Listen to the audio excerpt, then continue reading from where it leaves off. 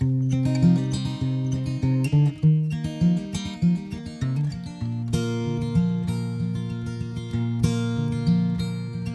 Taiki, I got a pile of emails here from people who want to know more about governing California. Here's one. It's from Tamara in West Haven in Humboldt County, and she wants to know about the state budget process. It does seem like we're in a crisis, but I don't understand the whole budget process in the first place. So how's that work again?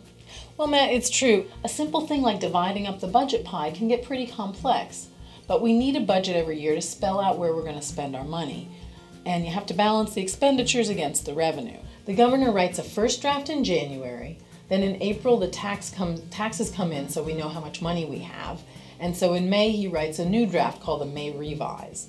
Then the State Assembly and the State Senate come up with their own proposals, and the big disagreements get worked out in a conference committee. Now the legislators are supposed to pass the budget by a 2/3 supermajority by June 15th, and then the governor has until July 1st to sign it into law.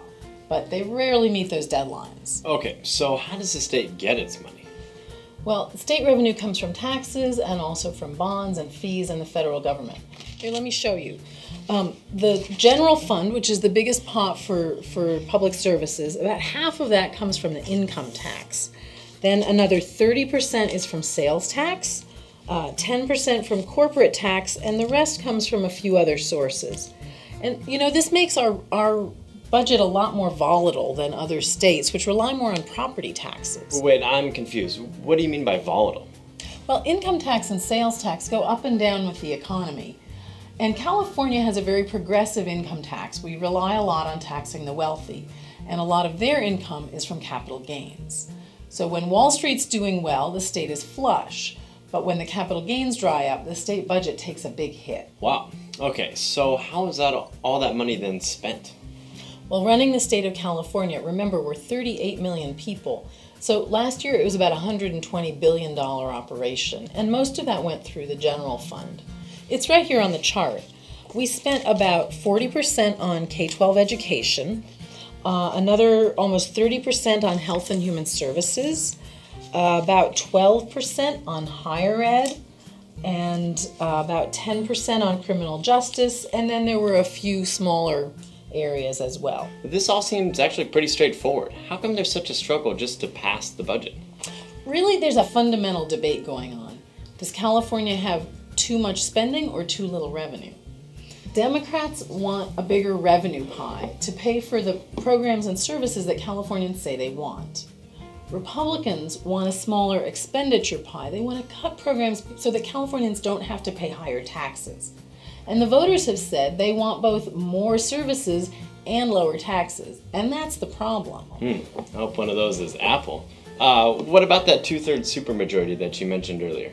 Right. Well, California is the only state in the country that requires a 2/3 vote in each house of the legislature, both to pass a budget and to raise taxes. That means you need the minority party, which has been the Republicans in recent years, on the same page with the majority party, or else you end up with gridlock in Sacramento. I've heard some people talk about how voter initiatives constrain the budget process. What does that mean? Voters have passed a number of initiatives that dictate the budget process.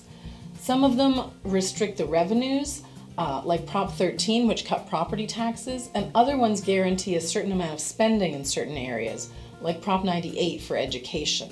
Now, these things reflect the priorities of voters, but they restrict the flexibility of the legislature. So we've got volatile revenues, conflicts over spending, and a process that makes it extra hard just to pass a budget?